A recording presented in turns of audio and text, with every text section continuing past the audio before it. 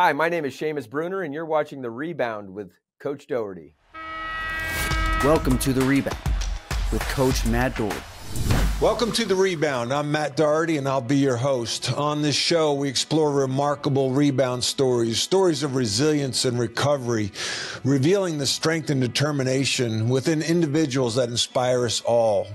Back with us today is Seamus Bruner, investigative journalist and author of 𝐃𝐫𝐢𝐥𝐥. In his book, Seamus, who led the teams whose findings sparked multiple FBI investigations and congressional probes into the Clintons and the Bidens, exposes the billionaires who control the levers of power that dominate every aspect of our lives. Seamus, thank you for coming back on the show. A lot has happened since I interviewed you in May. Namely, Kamala Harris replaced Joe Biden as the Democratic presidential candidate. With the presidential election only several days away, what do you see from where you sit?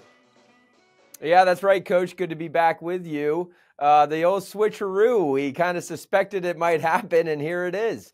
Kamala Harris has been a total radical, and we just had a piece actually come out on her time as the Attorney General in California, where she looked the other way, swept under the rug a massive spy operation, Chinese spies electioneering in California. So this kind of just flies right in the face of her repeated attempts to paint herself as this tough on crime prosecutor.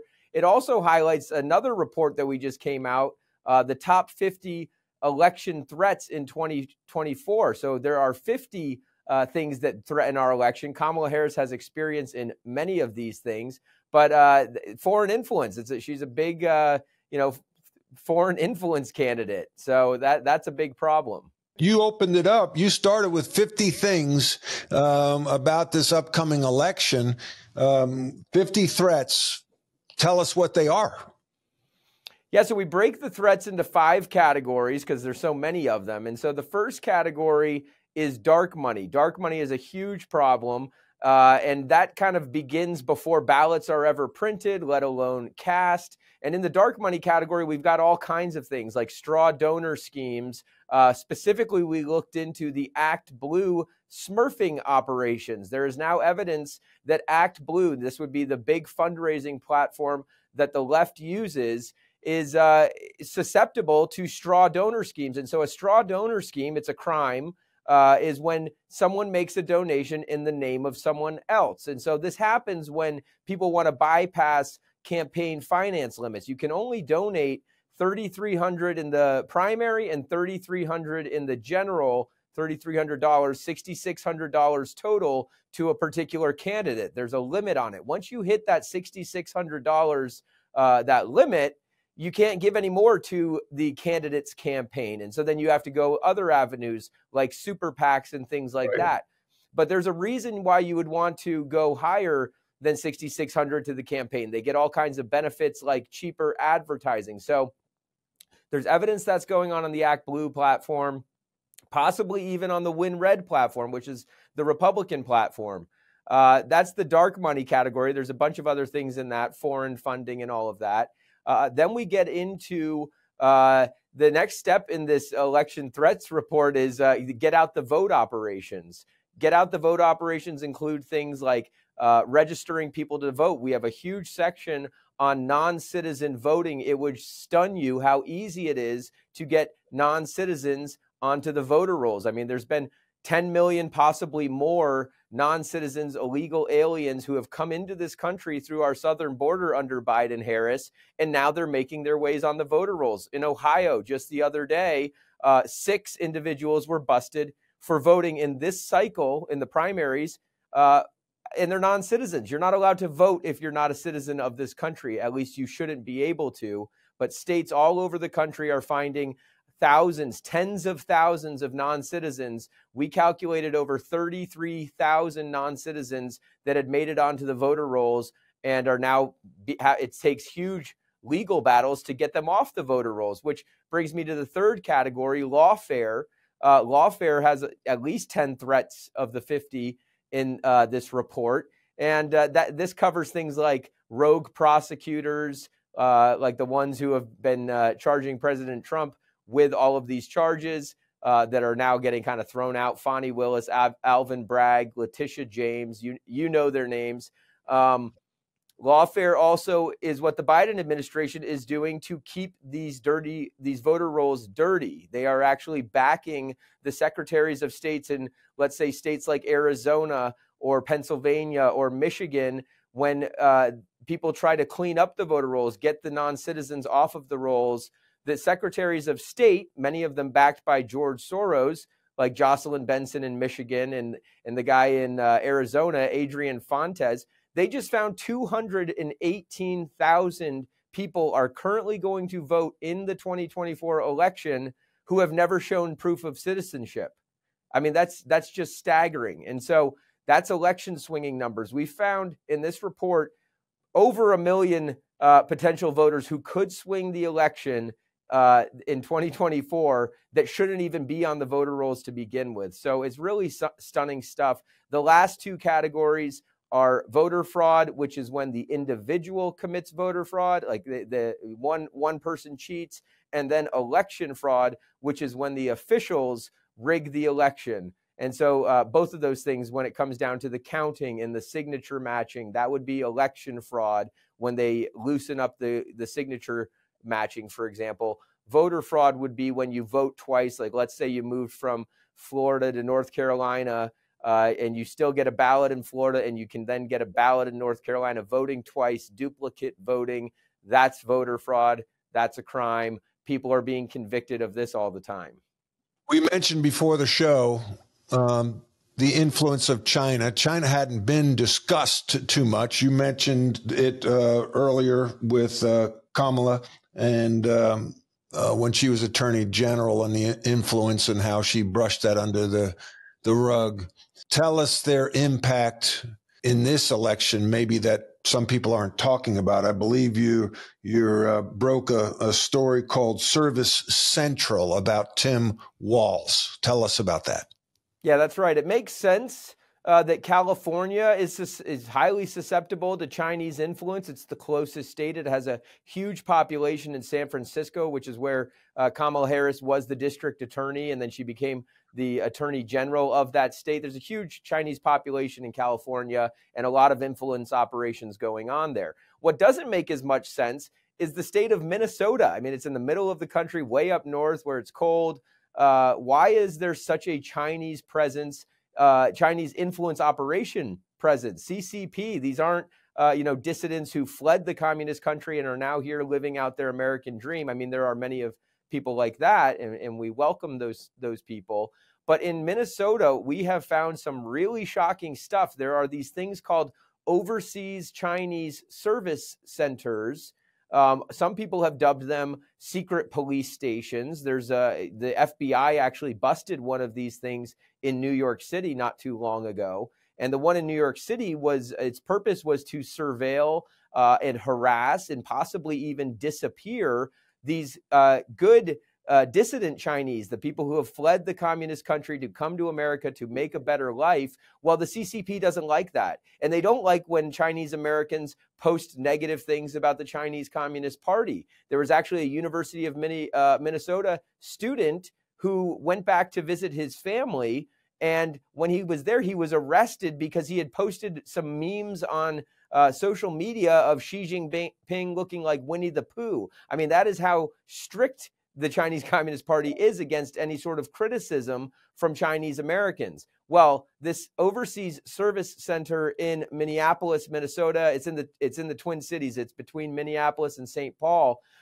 We found directors of this thing totally loyal to the Chinese Communist Party, CCP operatives. It's filled with them. I mean, you'd be stunned at the number of organizations that are loyal to China operating out of Minnesota. One of these guys, he donated to Tim Walz's campaigns. He has been seen in multiple photos with Tim Walz. He's affiliated with the entities who have hired Tim Walz to be the keynote speaker at their events. And then here's the kicker.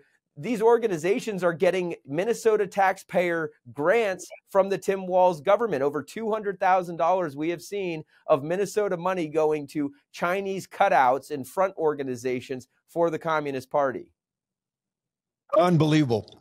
You wrote a great book that I reference all the time, Control Oligarchs, and about the influence of some of the most powerful people in the world, namely Jeff Bezos, George Soros, Bill Gates, Klaus Schwab.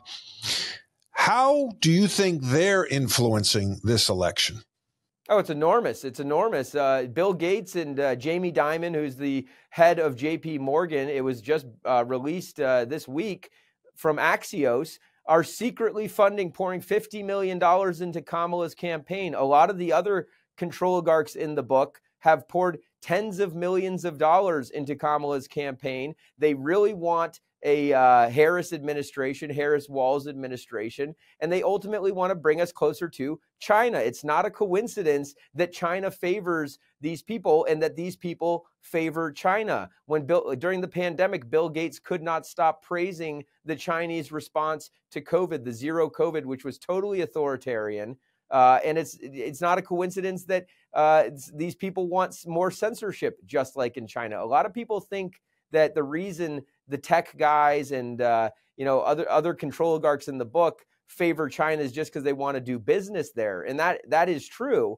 But what they really want is a system very much like China, where freedom of speech is stifled.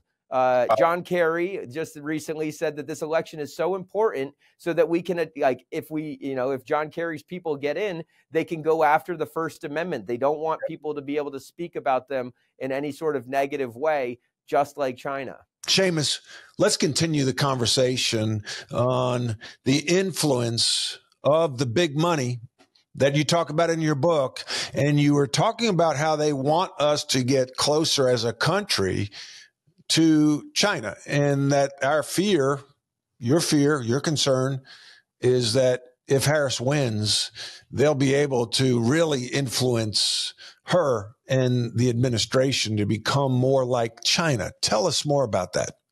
Yeah, I mean, the control oligarchs, the book is all about how these guys want a system of greater control, and they want to control what foods you can eat. They want to control what medicines you must put into your body. They want to control our information. I mean, that's one of the most critical things.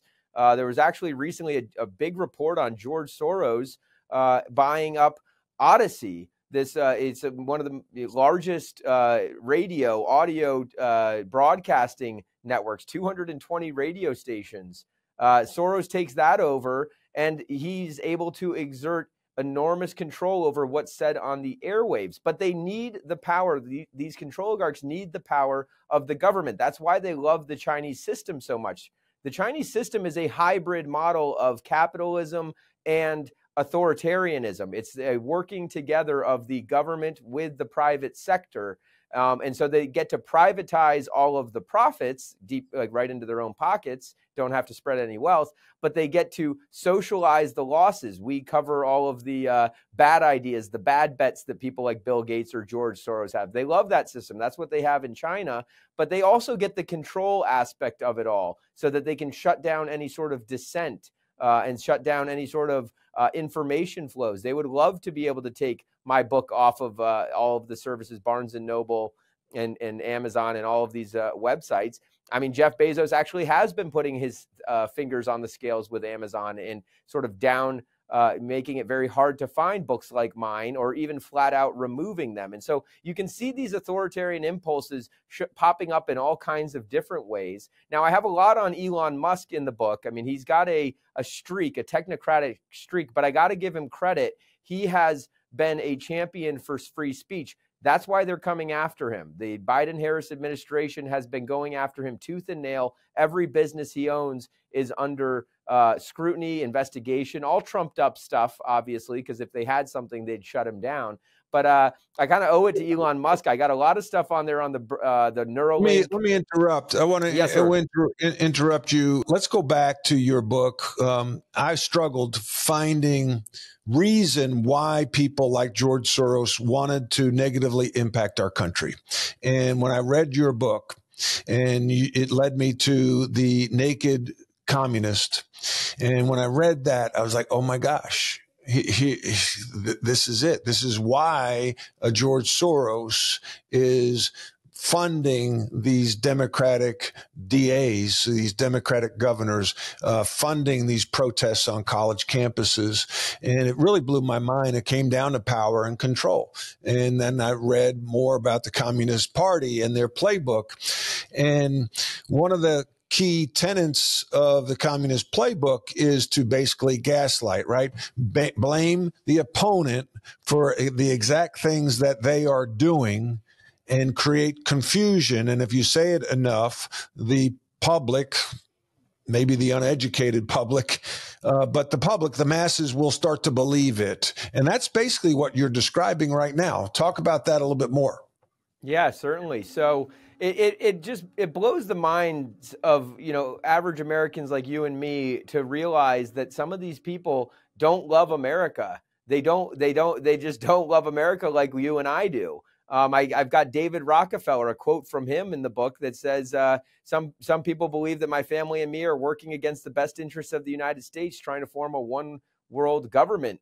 If that's the charge, I am guilty of it. He admits it. And a lot of them admit it in all kinds of different ways. I mean, they think America's hopelessly racist or whatever it is. What the truth is they want to abolish borders. They want to abolish national sovereignty. They want a system of global control. They want to take power away from individuals, people like you and me in this audience, take it away from countries like ours, the United States, and transfer that power and control to international institutions that they control. Things like the World Health Organization, the World Bank, the United Nations, and all of these things. These sounded like conspiracy theories for decades. A lot of people have been talking about this for decades. Some of these books were written in the 60s and 70s that I cite in the book, but they've all proven true. George Soros and so many others, that's why he's flooding, that's why he funds the flooding of our borders with non-citizens. They want to create this society where nobody, is part, has any sort of history together, and we're all kind of united by a common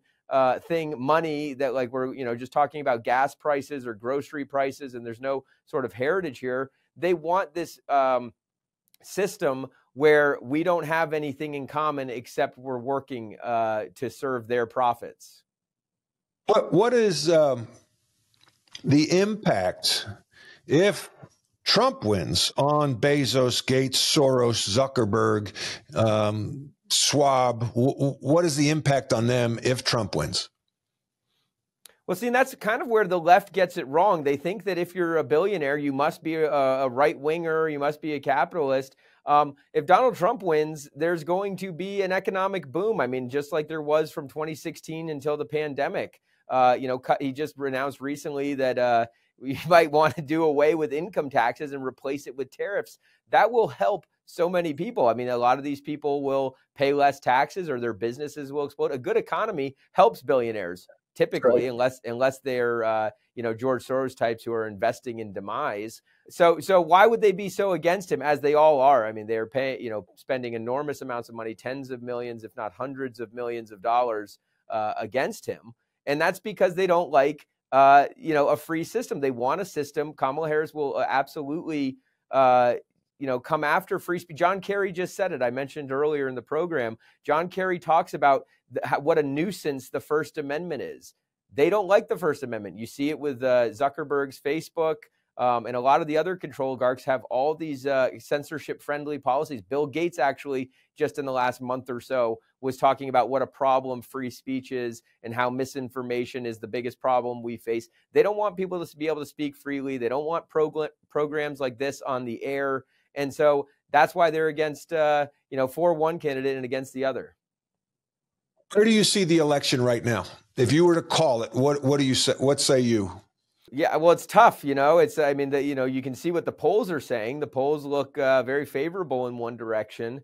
But you read this election threats report, the top 50 election threats report from the Government Accountability Institute. And it shows that, it really comes down to maybe 5 cities in 5 states. We're talking Atlanta, Detroit, Milwaukee, Philadelphia, and Phoenix, Arizona. It doesn't take many. It takes 10,000, 12,000, 15,000 is what the margin was in the last election. And so if they can flood those cities with all of these mail-in ballots, it's not too big. There's no such thing as too big to rig. I mean, we'll see. So I'm cautiously optimistic that we'll have some cleanup of all of these things. But I've looked at these states, these swing states. They have not cleaned their voter rolls up. I mean, we did a calculation. Texas and a couple of other places, North Carolina and others, have audited their voter rolls. They purged over 4 million ineligible voters. That's all in the last year, 4 million ineligible voters. The problem is none of them were in swing states. And these swing states, we've calculated, have over 1 million registered people to vote who should not be able to vote, or there's big problems there. So 1 million is an election swinging number. We're getting down to the close here, but I wanted to ask you this because you mentioned a couple of things that you've written about, Kamala and the Chinese spy interference in an election back when she was Attorney General, and then Tim Walz, the service center with the Chinese police station. And I voted early. I voted I voted early. Then this news comes out. And so I sometimes feel that there shouldn't be early voting because a lot can happen in the last 2 or 3 weeks before an election that, if I'm on the fence, might impact my vote. What do you think? Yeah, I mean, early voting, I know it's convenient. We've got to get back to same-day voting. I mean, while we have early voting, absolutely use it to your advantage, make it convenient. But if you're on the fence, you really ought to wait and see and do all of your homework before you vote. And we have to get back to same day voting, not just because October surprises and all of that are fun, but because there's all kinds of wiggle room. I mean, you're hearing reports, it's looking pretty good for Trump here, or it's looking pretty good for Kamala there. That just gives people an opportunity to shore up their potential fraud activities. And so same day, the reason that they made it so that it's a month long or even longer in so many places is because it allows them to calculate how many votes they need to chase and all that. That's not how elections should be run. I mean, we currently have a system in the aftermath of the pandemic of, we don't have elections anymore that are based on persuasion. We have ballot collection drives. Like this, it's whoever can collect the most ballots. It's not about persuading voters and winning their vote and convincing them that you've got the best policy. It's about how do we scare up as many votes and chase them out of the nooks and crannies and push our candidate over the edge. And that's not how elections should be run. Listen, Seamus, I could go on and on with you. I appreciate you coming on the show. As we close, what question should I have asked you that I didn't? I think you covered all the bases, Coach. Every time we talk, it's always a good time. So the only thing is we need more time. So hopefully I can come on more time. Yeah, I hope I didn't speak too fast here. No. For a New Yorker, you're actually on pace. So no, you're all good. Oh, by the way, I went to my favorite tailor, OMJ, in Charlotte, North Carolina, and representing our country as we get into this election here in the coming days. Thank you for joining us today and giving us a great perspective on the state of our country and the politics and who's behind the scenes and really running things. We always appreciate you being on the show. Yeah, thanks, Coach. That's a handsome coat. So I look forward to seeing you next time.